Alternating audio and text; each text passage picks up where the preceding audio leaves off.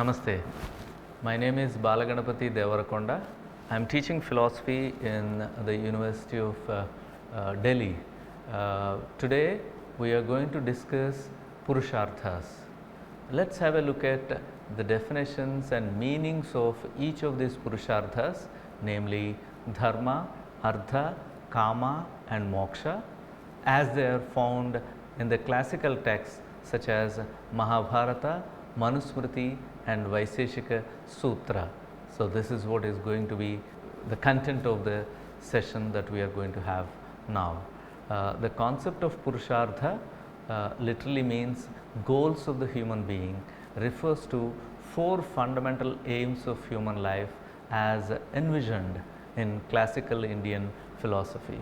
These aims reflect a comprehensive framework for leading a balanced, purposeful and ethically grounded life.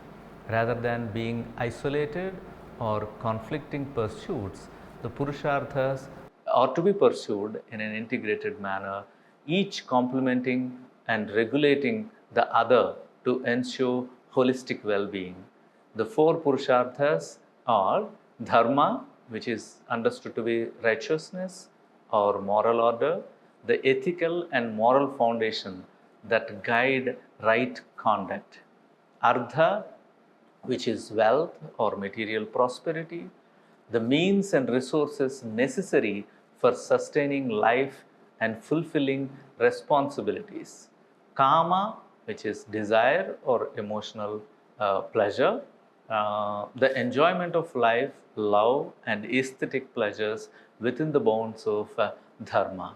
Moksha is the fourth Puruṣārtha, which is liberation or spiritual freedom, the ultimate release from the cycle of birth and death, and the realization of self's true nature.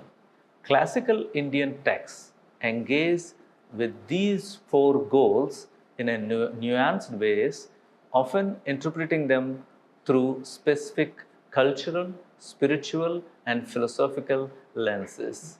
This lecture explores how the Puruṣārthas are defined and understood in three key texts that we have in our tradition by name Mahabharata, the Manusmriti and the Vaisheshika Sutra. Each of these texts represent a distinctive worldview and a historical context, offering valuable insights into how the Indian philosophical tradition has articulated the meaning and purpose of human life. Let us begin with the Dharma. Dharma or moral duty, righteousness that we talk about. Let's begin with its representations in Mahabharata. Mahabharata Karna Parva talks about Dharma as Dharana Dharma Ityahuhu Dharmo Dharayate Prajaha. Dharma is so called because it upholds dharana, all beings.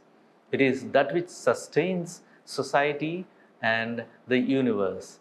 This verse explains the essence of dharma, stating that dharma is that which upholds and sustains society. It originates from the root word dhru, to uphold, signifying that righteousness and duty are fundamental to maintaining harmony in the world. We should remember that the Indian conception of or Indian worldview, conception of the reality is always in terms of harmony, holistic harmony, interdependence and interrelatedness. And that is how something that holds the parts or the aspects in such a way that they behave with each other in a harmonious way is something that is very significant for any reality, conceptualization of reality. And dharma is such wonderful, significant concept which holds all the aspects together and makes their interaction harmonious and makes them interdependent. In the Mahabharata, dharma is exalted as the very principle that maintains cosmic and social stability. If we look at our Vedic tradition and then Puranic tradition or epic, Aitihasic tradition, then what we find is that the concept of Rita was dominant and a overarching kind of conceptualization of the order in the Vedic times. So that is how Vrita was very foundational in Vedic times, whereas Dharma comes into existence during Aitihasic times while not completely replacing cosmic order but bringing social order in consonance with cosmic order, it gains prominence. That is how Dharma is a very significant principle that maintains the relation between cosmic and social stability. It is not limited to rigid rules but adapts to time, kala, place, desha, and context, paristhiti.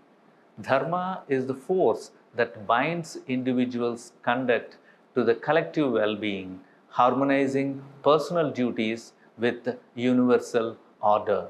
The epic's ethical dilemmas, such as Arjuna's reluctance in Bhagavad Gita, demonstrate dharma as a dynamic concept that demands discernment, selflessness, and adherence to one's swadharma, individual duty. Let us have a look at Manusmriti. Dharma eva hato hanti, dharmo rakshati rakshitaha. When destroyed, dharma destroys. When protected, it protects. This verse emphasizes the protective and destructive nature of dharma. It means that if dharma is destroyed, it destroys the one who destroys it. But if dharma is protected, it protects the one who safeguards it. This idea is deeply rooted in Manu Smriti and the other classical texts that we find in Indian tradition. In Manu Smriti, dharma is codified as the foundational law of both individual conduct and social regulation.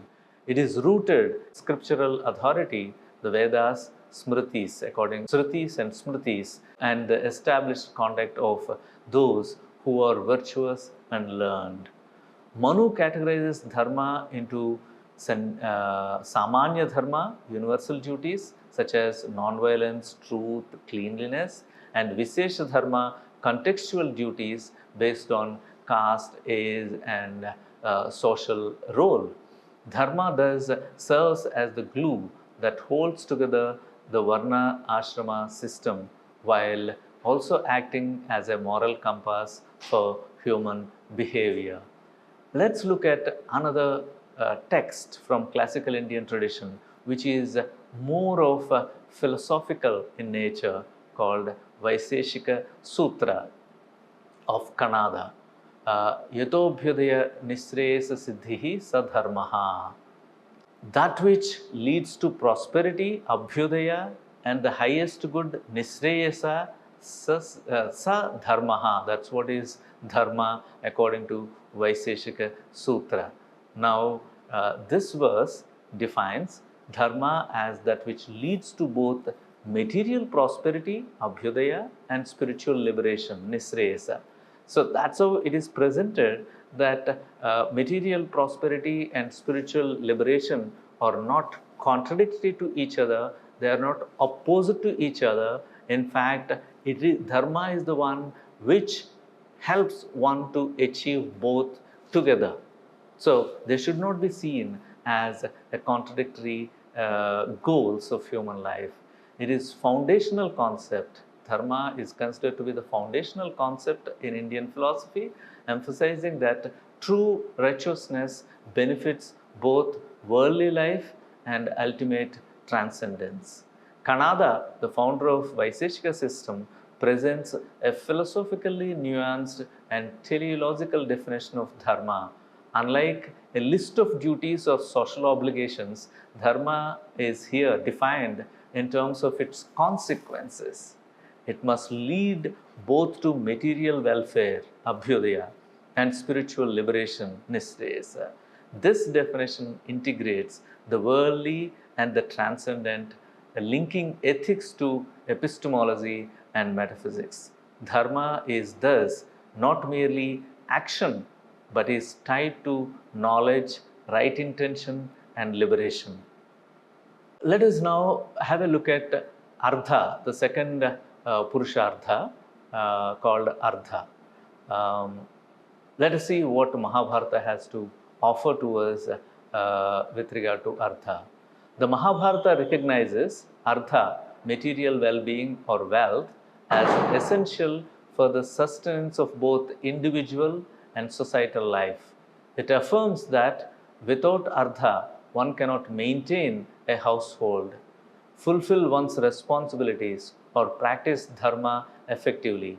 Wealth is thus seen as instrumental in the realization of other Puruṣārthas, especially dharma and kama. However, the Mahabharata offers a nuanced, cautionary view. Arthasya Purusho Dasaha, man becomes a servant of wealth in Shanti Parva. This verse underscores the dangers of material obsession. When wealth becomes an end in itself rather than a means to righteous living, it enslaves the individual. The epic frequently critiques greed, lobha, and warns that unchecked pursuit of artha can lead to adharma, unrighteousness, social injustice, and spiritual decline. Hence, artha must be sought in a disciplined and moral framework guided by higher principle of dharma. Manusmriti offers a different perspective of artha. Manusmriti emphasizes a harmonious integration of life's goals and situates artha as a foundational component of this integrated vision. Trayo dharmaskandhaha dharmaha arthaha kamaha manusmriti.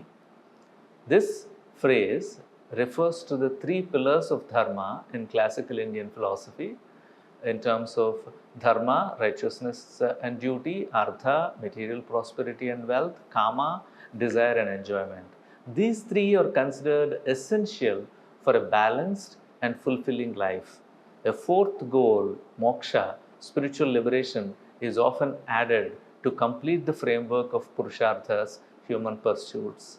Here, artha is not portrayed as an isolated economic pursuit, but as a means of sustaining life, supporting societal obligations, enabling the pursuit of dharma and kama.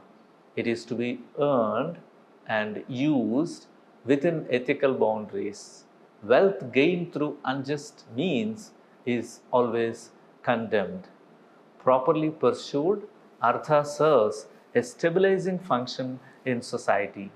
It allows individuals to maintain households, support dependents, perform ritual duties, offer charity, dana, and even undertake spiritual practices. Manu thus provides a practical and ethical vision of artha, neither renouncing it nor exalting it unduly. Artha becomes virtuous when aligned with dharma and directed towards the responsible living that leads to the well-being of the collectivity or collective well-being. Now, let us have a look at what a philosophical text called Vaiseshika Sutra has to offer with regard to artha.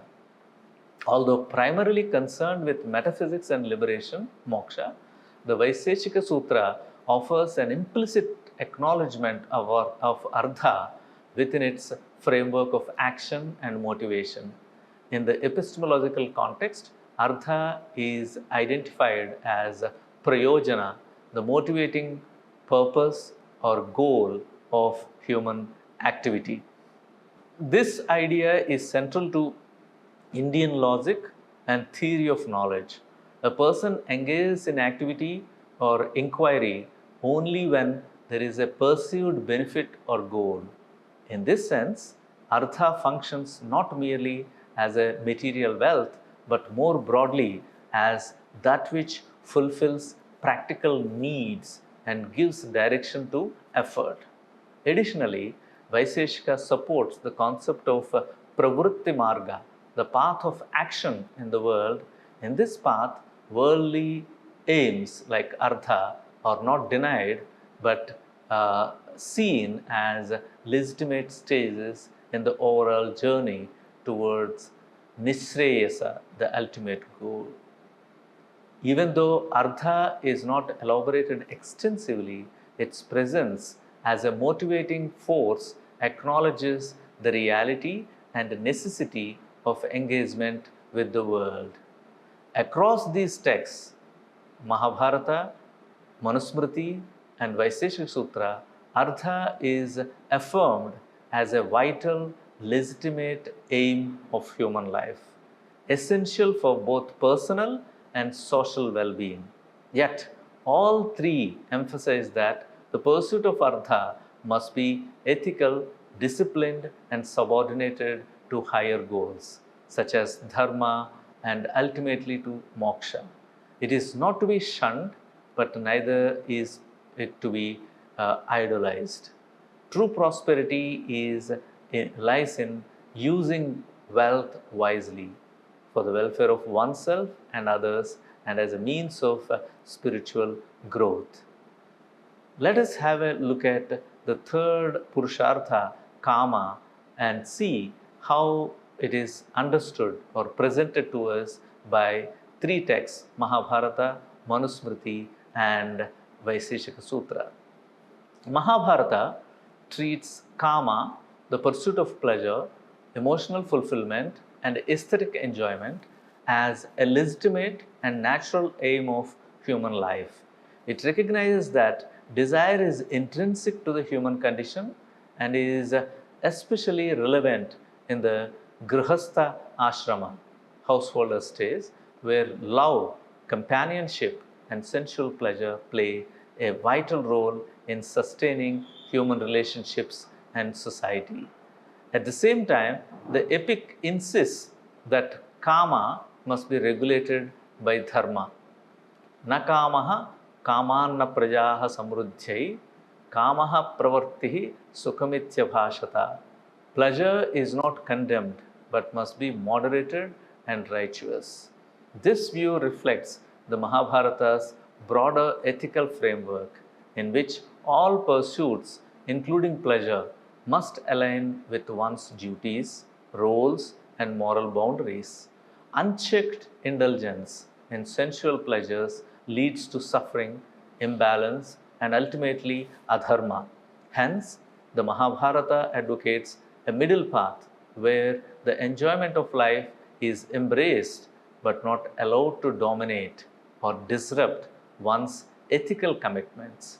Let us have a look at Manusmriti and see what kind of insights that we can gain from Manusmriti on the third Puruṣārtha, Kama. Manusmriti accepts Kama as a valid human goal only when pursued within the limits of Dharma. This is in consonance with Mahabharata. Manu recognizes that desire is an essential part of life, but it must be restrained and channeled ethically. Dharmena kamam narhati. Desire is not to be pursued outside the bounds of dharma. This phrase suggests that desires, kama, should not be pursued in ways that contradict dharma, righteousness. It emphasizes ethical conduct and the importance of aligning one's desires with moral principles. Accordingly, Manusmriti lays out social and ethical codes to regulate sexual conduct, marriage, familial relationships, and personal gratification. These include norms around consent, material duties, marital duties, and ritual observances that shape how and when pleasure may be rightly enjoyed. The regulation of kama ensures the stability of the social order and upholds individual dignity. Manu's treatment of kama thus blends psychological realism with normative ethics. Desires are not to be denied, but must be disciplined, integrated with responsibility, ultimately harmonized with larger goals of righteous life, which is the common well-being of the society. Now let us have a look at Vaiseshika Sutra. The Vaiseshika Sutra, though primarily a text of metaphysics and logic, engages with karma at an analytical level, especially in relation to human motivation. In this system, karma corresponds to ichcha, one of the psychological qualities, gunas, that drive human action. Desire is considered as an initial force behind action, but also as a force of bondage, since it ties the self, Atman, to the cycle of pleasure and pain, Sukha and Dukkha. Within the framework of Pravritti Marga, engaged life, karma plays a functional role. However, the ultimate goal of Vaiseshika philosophy is moksha, which necessitates transcending desire through discrimination and detachment. Thus, while karma is acknowledged, it is not valorized. It is treated as a provisional driver, valid in early stages of life, but to be gradually overcome as one advances on the path to liberation. To summarize, across these traditions, karma is accepted as a natural and meaningful dimension of human life, essential for emotional fulfillment, creativity, and human relationships. Yet, it is not an autonomous or absolute pursuit. All three texts, Mahabharata, Manusmriti, and Vaiseshika Sutra, affirm that karma must be guided by ethical discernment and subordinated to dharma. Properly regulated, it contributes to the full and balanced human life. Left unchecked, it becomes a source of suffering and disorder. Now, let us have a look at the fourth Puruṣārtha, moksha. Mahabharata considers moksha, liberation, as a Parama Puruṣārtha, the highest and ultimate aim of human life. It is described as the state of complete freedom from samsara, cycle of birth and death, and the egoistic limitations of existence. Moksha is not achieved through external accomplishments, but through inner renunciation. Na karmana na prajayadhanena tyagena ekai amrutatvam anasuhu. Liberation is attained not by actions, progeny, or wealth, but by renunciation, says Shanti Parva of Mahabharata. This verse, also found in Mandukya Upanishad, conveys a profound spiritual truth.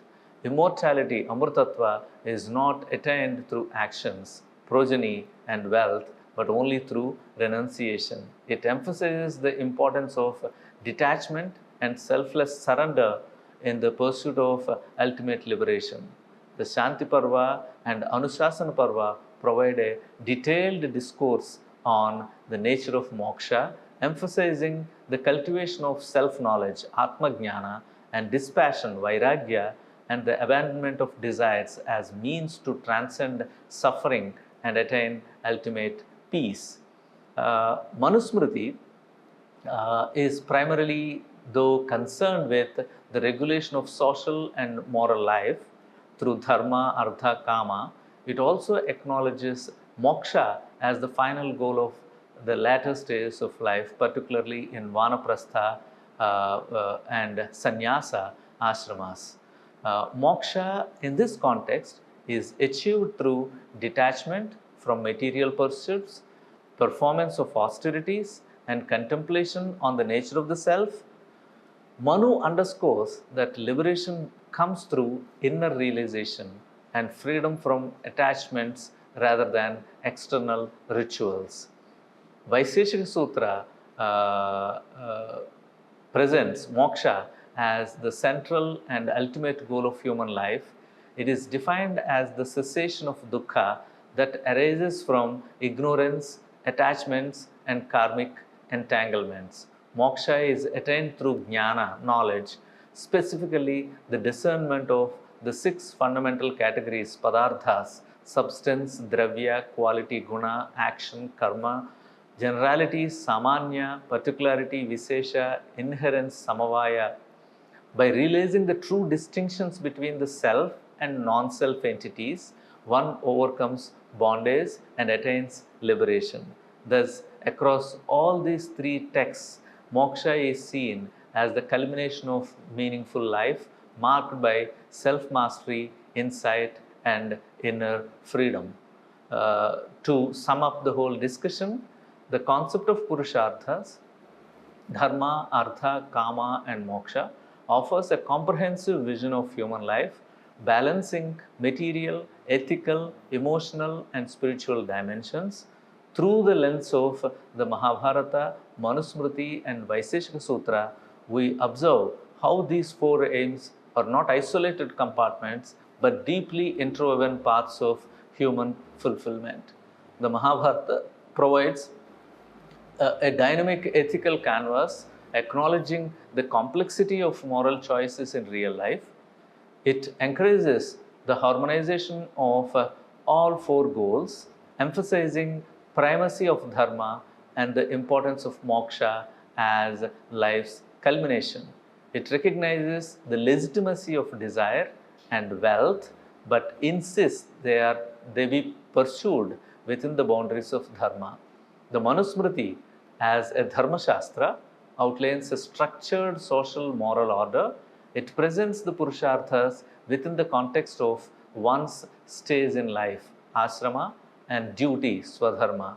Here, dharma forms the regulatory framework that validates the pursuit of artha and kama. Moksha, while less central, is envisioned as a goal for those in the later stages of life, suggesting a gradual ascent from social engagement to spiritual withdrawal. The Vaiseshika Sutra, though primarily a metaphysical text, a philosophical text, situates Puruṣārthas within a philosophical system that aims at liberation. It defines dharma in terms of both material well-being and ultimate good, abhyudaya and nishreyasa, thereby linking worldly conduct with spiritual goals. Dharma, artha, and kama are acknowledged as driving motivations, but moksha is upheld as the supreme aim achieved through correct knowledge and dispassion. Together, these texts illustrate a rich philosophical and ethical tradition that appreciates the fullness of human aspiration. They challenge us to reflect on our own values, how we seek pleasure, wealth, meaning, and freedom, and how these pursuits can be made meaningful when integrated ethically and wisely. The Puruṣārtha framework remains relevant today as a model for balanced and purposeful living, encouraging individuals to pursue worldly success and joy without losing sight of inner growth and ultimate liberation. Thank you. Namaste.